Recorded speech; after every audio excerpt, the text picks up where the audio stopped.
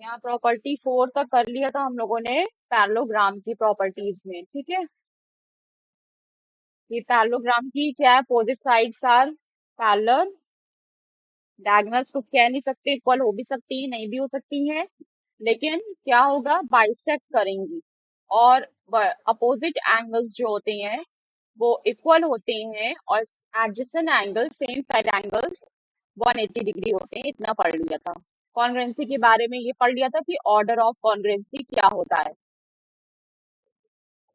यहाँ पर ये चीज पढ़ लिया था कि ऑर्डर ऑफ कॉन्ग्रुएंसी डिपेंड, हाँ, मैटर करता है कि A B D is congruent to C D B, सही है, लेकिन A B D is congruent to C B D is wrong, ये गलत है। क्यों गलत है, इसका ये आंसर लिख दिया था, समझा दिया था कि order of vertices, corresponding vertices का जो ऑर्डर है वो मैटर करेगा। पॉइंट ऑफ इंटरसेक्शन हो गया था, और ये सारी चीजें। अब इसमें कह रहे हैं क्या quadrilateral with equal side length possible है? हाँ है, quadrilateral with equal side length हम देख चुके हैं स्क्वायर में ही। स्क्वायर में हम क्वाड्रिलेटर ऑफ स्क्वायर क्या है, क्वाड्रिलेटर है जो ऑल साइड्स आर इक्वल। हाँ, वो स्क्वायर है, स्क्वायर जानते हैं, लेकिन स्क्वायर में जो डायगोनल्स कट करती हैं वो एक दूसरे को बाइसेक्ट करती हैं और एट 90 डिग्री कट करती हैं। ये स्क्वायर की पहचान है। स्क्वायर की पहचान ये है कि ऑल साइड्स इक्वल तो होंगी, रोम्बस में भी यही है कि ऑल साइड्स इक्वल होंगी, लेकिन फर्क क्या है क्वाड्रेटर और रोम्बस में कि स्क्वायर में जो डायगोनल कट कर रही हैं वो बाइसेक्ट कर रही हैं, और उनके बीच का जो एंगल है वो 90 डिग्री है। ये तो स्क्वायर की बात हो रही है। लेकिन अब स्क्वायर और रोम्बस कैसे डिफरेंट है एक दूसरे से, ये हमें समझना है, ठीक। तो are square is the only quadrilateral that have equal side lengths? No, rhombus भी ऐसा होता है, रोम्बस भी एक होता है जिसे हम रोम्बस कहेंगे। तो इस तरह का एक इक्वल साइड ऑफ लेंथ का ले लिया। कैसे करेंगे इसका कंस्ट्रक्शन, अगर रोम्बस का कंस्ट्रक्शन आ जाए कि करना क्या है कि सपोज कि कितने सेंटीमीटर की है, कुछ भी कह सकते हैं, एडी एबी बस इक्वल है इतना पता है। तो सपोज मान लेते हैं कि 5 सेंटीमीटर ही है, तो 5 सेंटीमीटर की एक बेस लाइन ड्रॉ करना है। उसी बेस लाइन से पहले 50 डिग्री का एंगल बना लेना है, ठीक है। सबसे पहले A B line segment, A B एक लाइन सेगमेंट, ए बी एक लाइन सेगमेंट 5 सेंटीमीटर का ड्रॉ किया। एट ए पॉइंट से हमने क्या किया, एंगल 50 डिग्री का ड्रॉ कर लिया। 50 डिग्री का एंगल ड्रॉ किया तो हमें कोई एक एल लाइन मिली। इस एल लाइन पर फिर हमने 5 सेंटीमीटर की आर्क लेकर टी मार्क कर लिया, और डी जहां मार्क हुआ वो 5 सेंटीमीटर ले लिया। अब करना क्या है, ठीक है, डी मार्क कर लिया, 5 सेंटीमीटर का ऑफ रेडियस 5 सेंटीमीटर। उसके बाद क्या कर देना है कि ए बी के पैरेलल एक लाइन खींच देना है डीसी, ठीक है, ए बी के पैरेलल एक लाइन डीसी ड्रॉ कर देना है।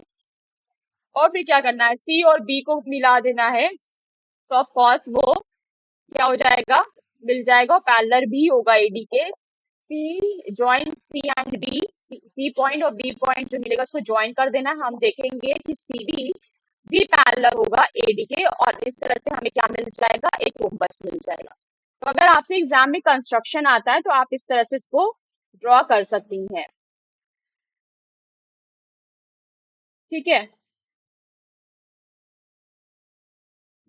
और जो डीसी जो पैरेलल लाइन खींचनी है वो भी कितनी होगी, 5 सेंटीमीटर होगी। तो हम डी सी पॉइंट के लिए क्या कर सकते हैं, डी से एक आर्क लगाएंगे और बी से दो एक आर्क लगाएंगे। यहाँ पे दो आर्क है ना, देखो, डी के जगह सिर्फ एक आर्क है, तो ये सिर्फ ए से लगाया गया है, लेकिन सी पे दो आर्क है तुम्हारी। तो जो आर्क सी लगाई गई है वो कहाँ कहाँ से लगाई है, from D and B, D and B से दोनों आर्क लगाई है ऑफ 5 सेंटीमीटर। और जहां पे दोनों आर्क कट करी वहां से बी बी सी को मिला दिया, डी सी को मिला दिया। अब coordinator in which all the sides have same length is a rhombus, फिर ये इसकी डेफिनेशन हो जाती है। सेम लेंथ के हो वो रोम्बस होंगे, लेकिन वो स्क्वायर भी तो होते हैं, लेकिन स्क्वायर में कैसे डिफरेंस होगा ये अभी डिडक्शन से समझ में आ जाएगा। क्या है, what can we say about the angles in rhombus, वही चीज। तो जैसे पैरेललोग्राम में हमने क्या किया था, दो ट्राइंगल लेके सॉल्व किया था, बस वैसे ही हम इसको भी ले लेंगे और सॉल्व करेंगे। तो हमारे पास दो ट्राइंगल, द ट्राइंगल क्या आएगा? आप ये देख लो, EGA, गेम, GAME, गेम के नाम का एक रोम्बस लिया गया है, जिसको अब डायगोनल से अगर यहाँ से हम हाफ ले लें तो हमें एक ट्राइंगल ये मिल जाएगा, दूसरा ट्राइंगल ये मिल जाएगा। तो इस ट्राइंगल का नाम क्या है? इस ट्राइंगल का नाम है GEA। और दूसरा ट्राइंगल क्या है? AME, या फिर जी जी जो है वो M है, तो MEA ऐसे बोल सकते हो। और फिर से हम इसमें क्या कॉन्ग्रुएंसी लगा देंगे। इसमें क्या होगा कि हमें पता है ना कि जो ऑल साइड्स है वो इक्वल है। GE बराबर है EM के, E बराबर है MA के, बराबर है GA के, यानी चारों साइड्स इक्वल है। तभी देखो ये निशान लगे, ये निशान लगे, इसका मतलब है कि चारों साइड्स क्या है? इक्वल है। जब चारों साइड्स इक्वल है तो क्या होगा? बताओ कौन सा ट्राइंगल बन जाएगा? यानी कि इस ट्राइंगल में GEA में, इन ट्राइंगल GEA में तुम्हारी GE बराबर है GA के, दो साइड्स बराबर हैं। जब दो साइड्स बराबर होते हैं तो आइसोस्केल ट्राइंगल्स होता है, और आइसोस्केल ट्राइंगल में क्या हो जाएगा? Base angles are equal. What is the base angle? तो एंगल ए बराबर हो जाएगा एंगल बी के। क्यों? क्योंकि आइसोस्केल ट्राइंगल में base angles are equal. GE कैसा ट्राइंगल है? आइसोस्केल ट्राइंगल है। तो आइसोस्केल ट्राइंगल्स में क्या हो जाएगा? बेस एंगल इक्वल हो जाएगा। सिमिलरली किसके लिए? जहाँ से डिडक्शन बनेगा ना, तो इसको सॉल्व करना पड़ेगा। एग्जाम में, टेस्ट में ऐसे पूछा जाएगा। अभी हम जब इसका टेस्ट लेंगे तो सबसे पहले सारे डिडक्शन का टेस्ट लेंगे। और इसी तरह से ट्राइंगल किसमें कह सकते हैं? कौन किसके? ME या MEA में, MEA में क्या हो जाएगा कि EM बराबर है AM के, तो इस हिसाब से एंगल बी भी बराबर हो जाएगा एंगल सी के। रीजन सेम होगा कि base angles are equal in आइसोस्केल ट्राइंगल। तो इस हिसाब से एंगल ए एंगल डी के बराबर हो जाएगा, एंगल बी एंगल सी के बराबर हो जाएगा। ठीक है, तो यहाँ पर जब ये दोनों बराबर हो रहे हैं तो अब इन दोनों ट्राइंगल में देखा जाए तो इन दोनों ट्राइंगल में हमको ये समझ में आ रहा है कि ये एंगल क्या होगा? इट कैन बी से कि ये वाला angle GA is congruent to G है, GAE, इधर से ले रहे हैं, GAE is congruent to MAE, दोनों कॉन्ग्रुएंट हो जाएंगे। ठीक है, और क्यों? क्योंकि EA तीसरी साइड है। तो ये जो हमने आपको बताया, ये कॉन्ग्रुएंसी, ये जो इधर बताया हमने आपको, ये कॉन्ग्रुएंसी नहीं प्रूव कर रही है। कॉन्ग्रुएंसी प्रूव करने के लिए आप क्या कहेंगे कि ट्रिपल एस कॉन्ग्रुएंसी से, यानी कि साइड साइड साइड, किसी ट्राइंगल की तीनों साइड्स अगर बराबर हैं तो क्या होंगे? वो कॉन्ग्रुएंट हो जाएंगे। तो हम ये देख रहे हैं कि ये साइड तो बराबर है ही। ये साइड कैसे बराबर है? ये मैंने आपको बता दिया, क्योंकि ये आइसोस्केल ट्राइंगल हो रहा है। और जो EA कॉमन साइड है वो दोनों ही ट्राइंगल में कॉमन है, तो जाहिर सी बात है EA के बराबर तो होगी ही। तो ट्रिपल एस कॉन्ग्रुएंसी से क्या प्रूफ होता है कि दोनों ट्राइंगल क्या है? कॉन्ग्रुएंट है। और जब कॉन्ग्रुएंट है तो ये एंगल्स भी आपस में बराबर हो जाएंगे। कौन कौन से एंगल? ABCD, कॉन्ग्रुएंट ट्राइंगल्स में सारे एंगल्स एक दूसरे के बराबर हो जाएंगे। ए पहले बराबर होगा B के, फिर C बराबर होगा D के, फिर C का वाइस वर्सा, A बराबर हो जाएगा C के, D बराबर हो जाएगा B के, इस तरह से। These stands hold for any rhombus, ये किसी भी रोम्बस के लिए होगा। Let us apply for any rhombus। अब हमें ये देखना है कि ये जो चीज हमने देखा, ये सारे रोम्बस के लिए करेक्ट है या नहीं है। ठीक है, तो फॉर ऑल रोम्बस हमने मान लिया कि ये जो एंगल्स है वो ए है, और अभी हमने 50 डिग्री का रोम्बस बनाया था तो हम उसको ही मान लेते हैं। सपोज कि सिर्फ ये वाला ट्राइंगल अगर हम देखते हैं, ट्राइंगल ADB, जो कि आइसोस्केल्स है, आइसोस्केल्स है तभी तो ए हो रहा है। तो ये चीज जो मैंने यहाँ पे आपको यहाँ पे ये जो चीज बताई है ना कि कैसे दो बेस एंगल इक्वल हो रहे हैं, वो इसलिए बताई है क्योंकि ये दोनों एंगल को हम सेम ले रहे हैं। और ये दोनों एंगल को हम सेम क्यों ले रहे हैं? क्योंकि ये ट्राइंगल है वो क्या है? आइसोस्केल्स ट्राइंगल है, और आइसोस्केल्स ट्राइंगल में बेस एंगल इक्वल होते हैं, तो दोनों को सेम मानना पड़ेगा हमें। So in triangle A D B we have triangle के तीनों एंगल का सम्स क्या होता है, a+a+50 इज इक्वल टू 180। ए की वैल्यू आ गई 65 डिग्री। तो ए की वैल्यू जितने भी ए होंगे वो 65 डिग्री हो जाएंगे। Thus the angles of the rhombus A B C D is 50 degree, 130 degree, 130 degree, 50 degree, 130 degree. कैसे 130 डिग्री होगा? 65 प्लस 65 कितना होता है? ये एंगल कैसे निकलेगा? ये एंगल कैसे निकलेगा? ये एंगल तो ऐसे निकलेगा ना, ए प्लस ए। ए प्लस ए क्या है? 65 प्लस 65 कितना हो जाएगा?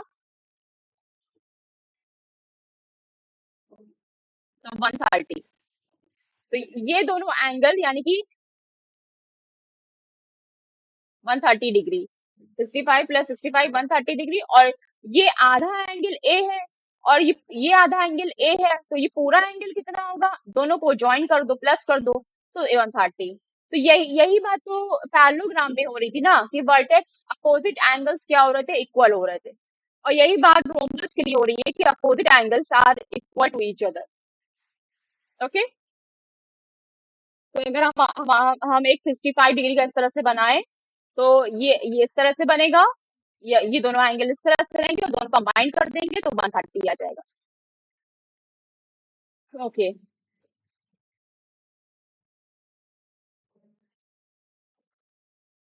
किसी भी रोम्बस के लिए ऐसा हो जाएगा।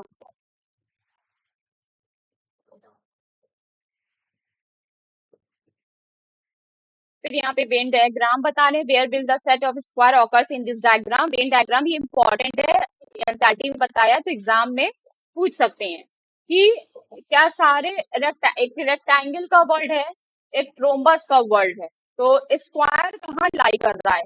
स्क्वायर दोनों में लाई कर रहा है, क्योंकि स्क्वायर कभी special kind of rectangle, special kind of rectangle is called square and special kind of rhombus is called square. दोनों ही स्पेशल काइंड अगर हो जाएंगे, कैसे स्पेशल काइंड होना चाहिए?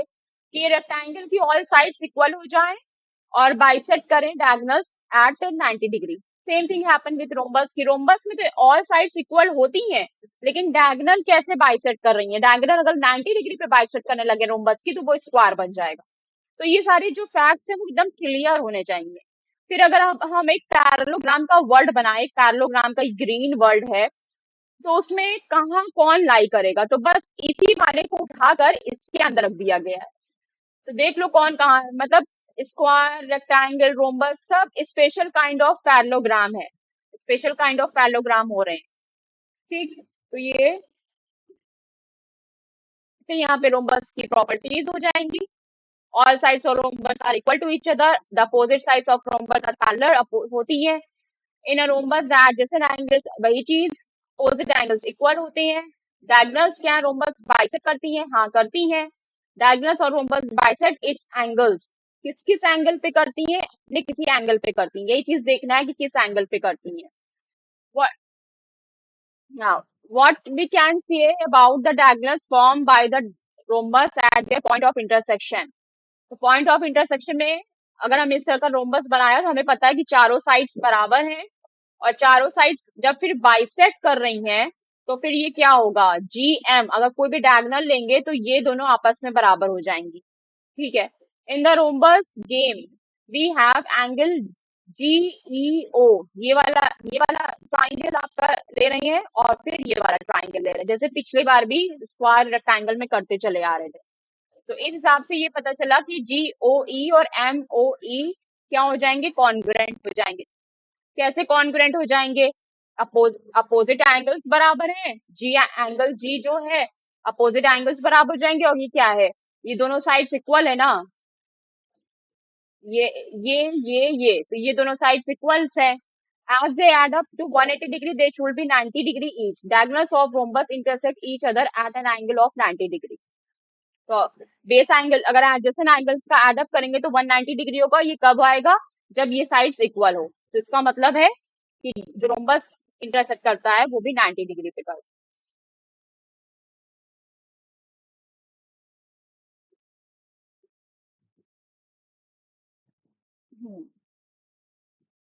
ये आपकी फिगर इट आउट आ गई है।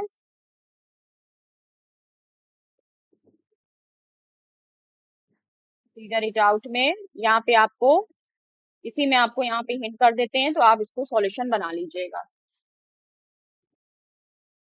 क्या करना है, इसमें बाकी एंगल्स निकालने हैं।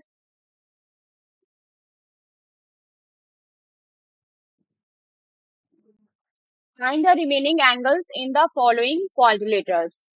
फर्स्ट वाला, यहाँ 40 दिया है। What is this figure? जो फिगर है वो है क्या? PRAE, PEAR है क्या? रोम्बस पैरेललोग्राम क्या है? Parallelogram PRAE is a parallelogram. इसको फुल लिखना, हम शॉर्ट में लिख रहे हैं कि जगह भी कम है और मुझे करना भी जल्दी, ठीक है। तो एंगल P इज 40 डिग्री, ठीक है। Angle P is 40 degree. और हमने पैरेललोग्राम की प्रॉपर्टीज से क्या सीखा है कि जो एडजेसेंट एंगल्स होते हैं वो क्या होते हैं? वो 180 डिग्री होते हैं, ठीक है। और जो अपोजिट एंगल्स होते हैं वो इक्वल होते हैं। तो एंगल P अगर 40 डिग्री है तो एंगल P के अपोजिट क्या है? A है। तो एंगल A जो है वो एंगल P के बराबर हो जाएगा, वो भी क्या हो जाएगा? 40 डिग्री। इसमें रीजन क्या दोगी कि इन पैरेललोग्राम अपोजिट एंगल्स, हम शॉर्ट में सब लिख रहे हैं, फुल फॉर्म में लिखना है, are equal, opposite angle are equal, ये लिखोगी। ये तो एक निकल आया आंसर, ये वाला आ गया, ठीक है, 40 डिग्री। फिर अब what about the adjacent angles? And angle P plus angle R is equal to 180 degree होगा। ऐसा क्यों हुआ? क्योंकि in parallelogram adjacent angles adjacent angles is supplementary is 180 degree is equal to 180 degree. तो अगर P क्या है? 40 है, तो R कितना हो जाएगा? 180 डिग्री माइनस 40 कितना हो जाएगा? 140। 140।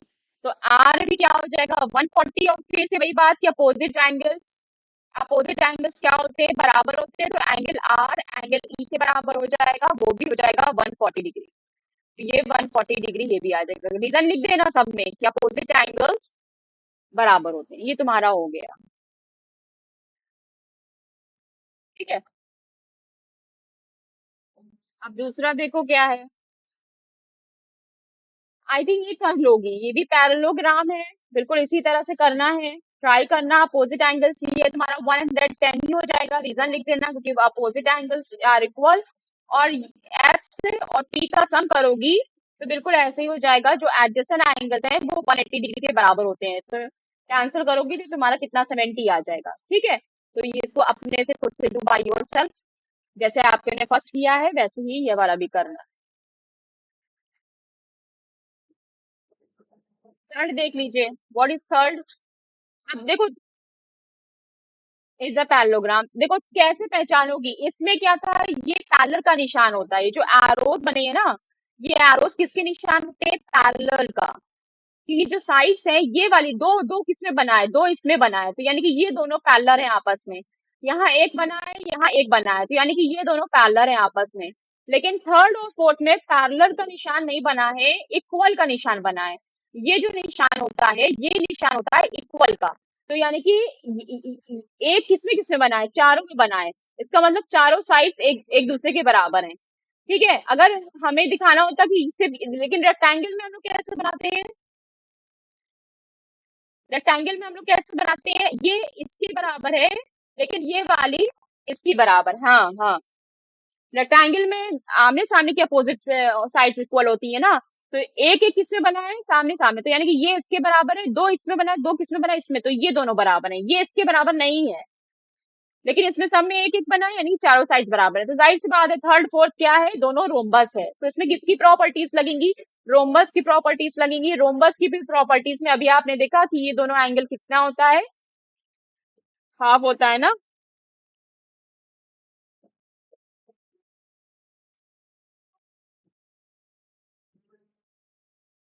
तो अब थर्ड वाला करते हैं। थर्ड वाले में XUV UVWX is a rhombus. पहले ये लिखना पड़ेगा तुम्हें कि है क्या, तभी तो उसकी प्रॉपर्टी लगे। ठीक है, एक्स वी इसकी क्या है, एक्स वी डायगनल है, एक्स वी डायगनल है, और एंगल बी जो है वो 30 डिग्री है। हाँ, कुछ बोल रही हो?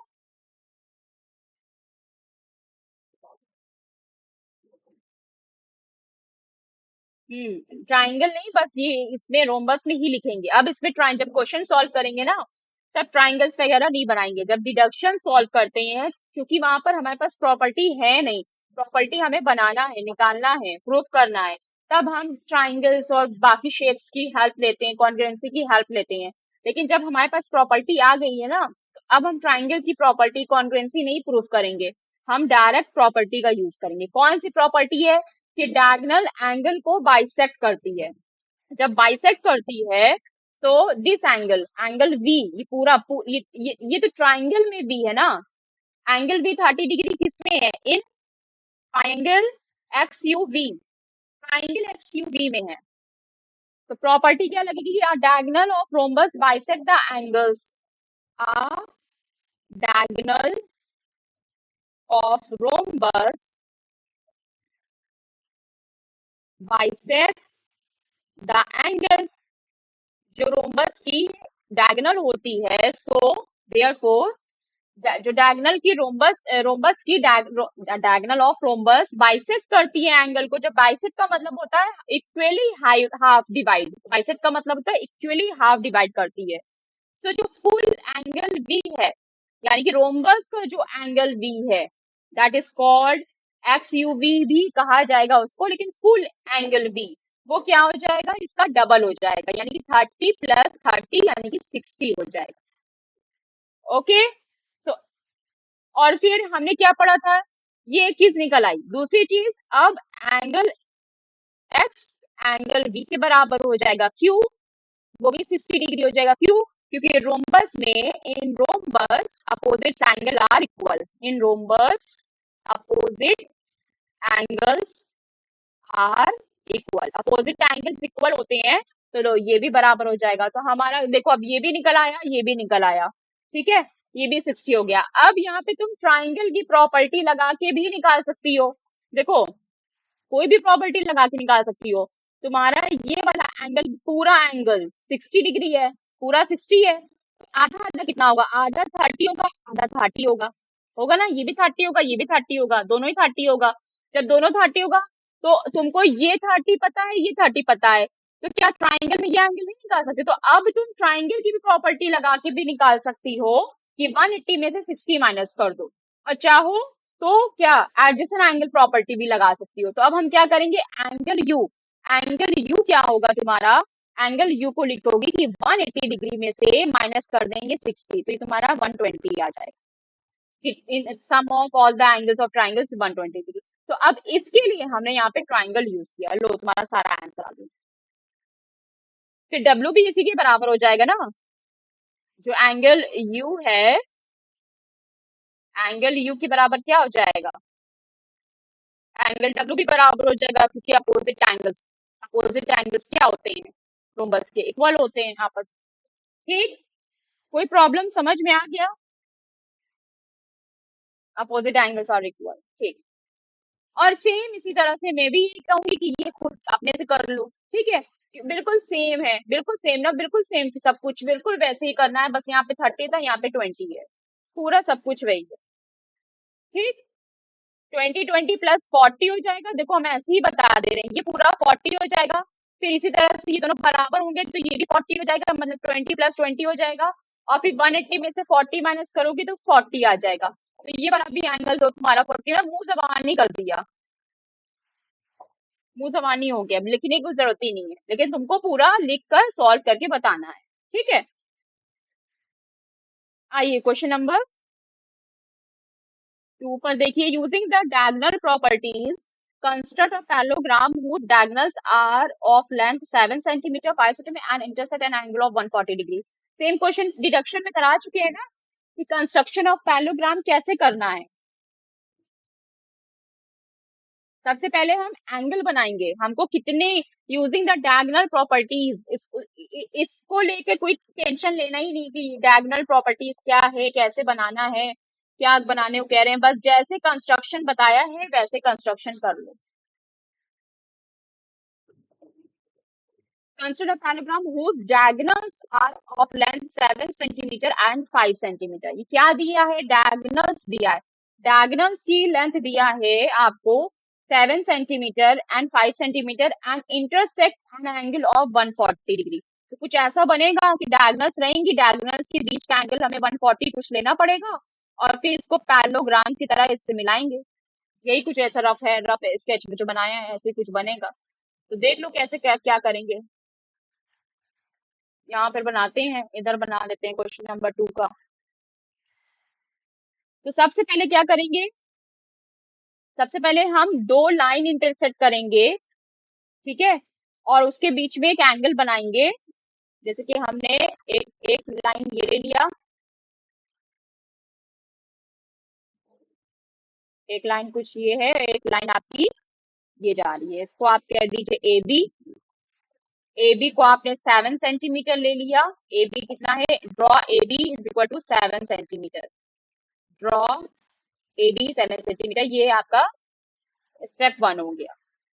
ए बी आपने 7 सेंटीमीटर लिया। अब ए बी से आपने इस साइड आपने 40 डिग्री बना दिया, 140 डिग्री का एंगल बनाया। जो लाइन एल बनी, ठीक है, एट पॉइंट ओ, इस पे हमने मिड पॉइंट कोई ओ ले लिया, ठीक है।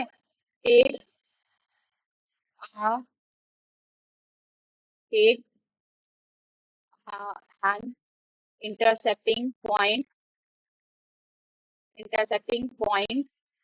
ओ, ठीक है, मेकिंग एन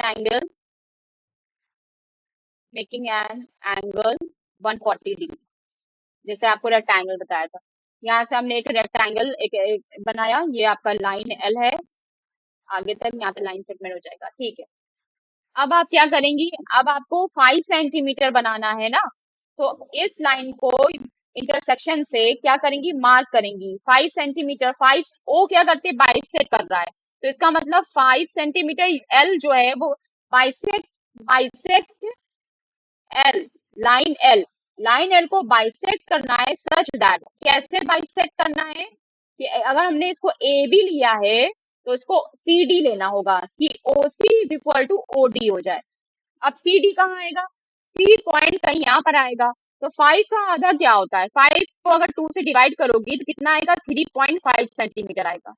तो करना क्या है, तुम्हें आर्क लगाना है, bisect such that OC is equal to OD, और तीनों दोनों क्या हो जाए, 3.5 सेंटीमीटर हो जाए। तो इस हिसाब से यहाँ पर हमें 3.5 सेंटीमीटर लेंथ का आर्क लगाएंगे फ्रॉम पॉइंट ओ टू, इसको कह दो ए बी सी, इसको कह दो डी, ठीक है।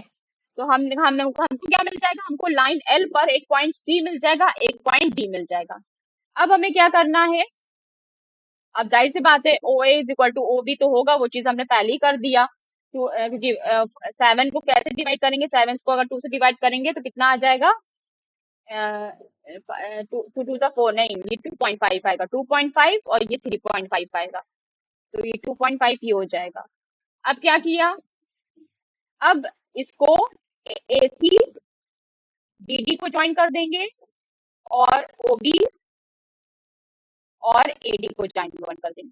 तो जाहिर सी बात है कौन किसके पैरेलल होगा, ये आपस में पैरेलल होंगी और ये आपस में पैरेलल होंगी, ठीक है। ये मेरा फिगर बना नहीं है, मेरा फिगर रेक्टेंगल दिख रहा है, लेकिन जब तुम 40 डिग्री 140 डिग्री का एंगल सही से लेकर पूरा बनाओगी, चाहे इधर बनाओ चाहे इधर बनाओ, किधर भी बनाओ, तो ये तुम्हारा पैरेललोग्राम तुमको मिल जाएगा ए बी सी डी, ठीक है। सेम थिंग तुम इधर भी लेके बना सकती हो, मैंने एंगल इधर बनाया है ना, तुम सेम एंगल इधर भी ले बना सकती हो। क्या किया, सबसे पहले तुमने ए बी एक लाइन खींच ली, ए बी एक लाइन खींच ली 7 सेंटीमीटर की, फिर उसका एक मिड पॉइंट ले लिया। मिड पॉइंट कैसे लेंगे, 3.5 में डिवाइड कर देंगे, तो ए बी इधर तुम्हारा 3.5 हो जाएगा, इधर 3.5 हो जाएगा। अब तुम्हें सी डी बनाना है, यानी कि लाइन एल, तो लाइन एल 140 डिग्री किधर आएगा, जाहिर सी बात है 140 डिग्री 90 के इधर ही आएगा। अगर जीरो इधर वाले जीरो से स्टार्ट कर रहे हैं तो इधर आएगा, अगर इधर वाले जीरो से स्टार्ट करेंगे तो इधर आएगा, ठीक है। तो ये चीज सारी चीज कैसे बनता है बता ही चुके हैं। बनाना अगर नहीं बन पाएगा तो फिर हम बताएंगे कि कैसे बनता है। ये सारी चीजें रूलर प्रोट्रैक्टर की मदद से बनेंगी, रफ डायग्राम नहीं बनेगा। तो सपोज कि 90 90 के बाद 110 30 40, सपोज 40 डिग्री यहाँ पे आता है, तो बस 40 डिग्री का एक यहाँ से गुजारते हुए हम पॉइंट ओ से एल कह देंगे इसको लाइन। अब लाइन एल पर हमें 5 सेंटीमीटर को हाफ हाफ बांटना है ओ के इधर उधर, तो 5 का आधा हो जाएगा 2.5 2.5, तो 2.5 और 2.5 सेंटीमीटर का एक आर्क लगा देंगे जो हमें सी और डी मिलेगा। अब हम क्या करेंगे, ए सी को और बी डी को कहीं पे मिलेगा ऐसे, यहाँ पे सपोज यहाँ मिल रहा है, यहाँ नहीं मिल रहा है, और इसी तरह से इसको इसको ऐसे ज्वाइन कर देंगे तो हमें पैरेललोग्राम मिलेगा। लास्ट में क्या लिखोगी, join join A B C D, we get parallelogram. ठीक है, डायगोनल से हमने रेक्टेंगल जैसे फॉर्म किया था, रेक्टेंगल की फिगर इट आउट में, बिल्कुल वैसे ही पैरेललोग्राम भी फाइंड करना है, फॉर्म करना है। Using the diagonal, question number 3, property construct और rhombus whose diagonals are of length 4 centimeter and 5 centimeter, same।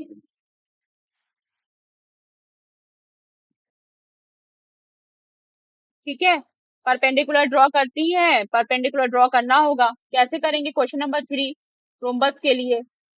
अब देखो एक चीज यहाँ पे दोनों क्वेश्चन में नोट करो, क्या देख रही हो दोनों क्वेश्चन में, डिफरेंस क्या है, बताओ, कुछ मिल रहा है डिफरेंस, दोनों क्वेश्चन का डिफरेंस क्या है भाई। क्वेश्चन नंबर 2 में आपको एंगल भी दिया था 140 डिग्री, लेकिन क्वेश्चन नंबर 4 में आपको सिर्फ लेंथ दी है और डायगोनल्स क्यों नहीं दिया, डायगोनल का एंगल क्यों नहीं दिया, क्योंकि इट इज अंडरस्टूड कि स्क्वायर का जो डायगोनल है वो बाइसेक्ट करता है 90 डिग्री पर, रोम्बस का जो डायगोनल है वो बाइसेक्ट करता है 90 डिग्री। क्लियर। तो यानी कि यहाँ पे जो एंगल है, यहाँ पे एंगल जो भी है, एंगल बिटवीन डायगोनल्स वो 90 डिग्री है। तो जहां पर अभी आप 140 डिग्री बना रही थी, अब आपको क्या बनाना होगा, क्या बनाना होगा आपको, 90 डिग्री बनाना होगा। जहां 140 डिग्री का एंगल बना रही थी, सब कुछ वैसे ही करना रहेगा, बस आपको क्या करना रहेगा, 140 की जगह 90 डिग्री बनाना होगा। क्वेश्चन नंबर 3 में कैसा आपको बनेगा, सपोज कि आपको क्या लेंथ दी है, 4 सेंटीमीटर एंड 5 सेंटीमीटर, सपोज कि हमने 5 सेंटीमीटर का एक ए बी ड्रॉ करा, ए बी इज 5 सेंटीमीटर, ठीक है, ये 5 सेंटीमीटर है। अब यहीं पर हमको क्या ड्रॉ करना है, 4 सेंटीमीटर की 4 सेंटीमीटर की बिल्कुल 90 डिग्री बनाते हुए हम परपेंडिकुलर है कर ही सकते हैं इसके मिड पॉइंट से, ओ के मिड पॉइंट से। और फिर क्या करेंगे, ये आपका सी और कुछ डी दे देगा पॉइंट, और फिर क्या करना है, ए सी को ज्वाइन कर देना है, बी सी डी डी को ज्वाइन कर देना है, इस तरह से जब ज्वाइन कर देंगे तो हमें क्या मिल जाएगा, A B C D the rhombus. तो क्या स्टेप्स है, सबसे पहले स्टेप्स हम लिख देते हैं ताकि आपको प्रॉब्लम ना हो, कि डायगोनल, पहला एक डायगोनल हमने ड्रॉ किया, डायगोनल कोई भी डायगोनल ए बी कह दो, A B is equal to 5 centimetre हमने ड्रॉ कर दिया। फिर इसका दूसरा, फाइंड इट्स मिड पॉइंट, इसका मिड पॉइंट कैसे निकालते हैं, 2 से डिवाइड करके, 5 का तो 2.5 2.5, इधर 2.5 हो जाएगा, इधर 2.5 हो जाएगा, बीच में ओ रहेगा। जब ओ ड्रॉ कर लिया, ओ फाइंड कर लिया, तो क्या करेंगे, ड्रॉ आ परपेंडिकुलर, परपेंडिकुलर यानी कि वो लाइन ड्रॉ करो जो 90 डिग्री का कोण बनाती है, draw perpendicular to A B at point O, O से जाता हुआ एक परपेंडिकुलर ड्रॉ किया, जो ए बी से गुजरता हुआ है, ओ से जाता हुआ ए बी पर एक परपेंडिकुलर ड्रॉ किया। जब परपेंडिकुलर ड्रॉ किया तो ऑन दिस परपेंडिकुलर चाहो तो कहाँ से खींचेंगे, ये परपेंडिकुलर यहाँ तक आएगा ना, ये परपेंडिकुलर यहाँ तक ऐसे ऊपर तक निकल जाएगा ना, तो कैसे, अब एसी जो दूसरा डायगोनल है वो 4 सेंटीमीटर है, वो कैसे लेंगे, तो कैसे करेंगे, इसी लाइन एल पर, ये जो लाइन तुम्हारे ऊपर यहाँ तक निकल जाएगी, ये लाइन जैसे नीचे तक निकल आएगी, तो इसी लाइन एल पर फ्रॉम फ्रॉम ओ ओ से क्या करेंगे, mark and arc C and D of radius, जिसकी रेडियस क्या रहेगी, 4 सेंटीमीटर यानी कि 2 सेंटीमीटर, 4 का आधा 2 सेंटीमीटर, तो 2 सेंटीमीटर का आर्क हमने यहाँ लगाया, 2 सेंटीमीटर का आर्क हमने यहाँ लगाया, जहां पे आर्क इस लाइन को, परपेंडिकुलर लाइन को कट करती है, वहीं पे पॉइंट सी डी मिल जाएंगे। अब हम क्या करेंगे कि join A B C D, A B C D को ज्वाइन करेंगे तो हमें क्या मिल जाएगा, रोम्बस मिल जाएगा। बोलिए समझ में आ गया? बनाइए। अगर समझ में नहीं आता है कि कैसे बनाना है, टेढ़ा मेढ़ा बन रहा है, फिगर सही नहीं बनेगा, तो फिर हम बताएंगे। अच्छा, ये अगर डायगोनल और फिर रोम्बस है तो सारी साइड्स क्या हो जाएंगी, बराबर हो जाएंगी। तो मेक श्योर कि सारी साइड्स बराबर होना चाहिए। पैरेललोग्राम में मेक श्योर कि इक्वल एंड पैरेलल होना चाहिए, अपोजिट साइड्स होनी चाहिए। ठीक है। अब आपका इसके बाद क्या आ रहा है, playing with coordinators Jio board, या फिर कुछ एक्टिविटी बता रहे हैं। ये जियो बोर्ड होता है जिसमें कीलें लगी होती हैं, आप डिफरेंट डिफरेंट साइज के डायगोनल से रोम्बस बना सकते हैं। ये देखिए, डिफरेंट डायगोनल्स ले लिया, ज्वाइनिंग ट्राइंगल्स। नहीं, ये लैब्स में रहता है, नहीं तो आप घर पे ही खुद से बना सकती हैं। अब देखो, डिफरेंट डिफरेंट ट्राइंगल्स को ज्वाइन करके हम लोग क्या क्या बनाएंगे, जैसे इस तरह के ट्राइंगल्स बोर्ड्स ले लिए, तो ज्वाइन करके क्या शेप बनेगा, काइट कैसे बन जाएंगी, किस ट्राइंगल को ज्वाइन करके। तो अब बेसिकली काइट एंड ट्रापेजियम आ रहा है। काइट एंड ट्रापेजियम हम लोग नेक्स्ट लेक्चर में करेंगे, समझेंगे काइट एंड ट्रापेजियम क्या है, और फिर बस उसके फिगर इट आउट, और आई थिंक फिर आपका चैप्टर फिनिश।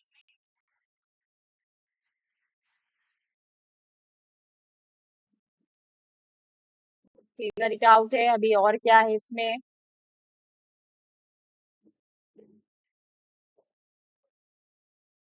प्रिज्म भी है, प्रिज्म के बाद होगा। चलिए,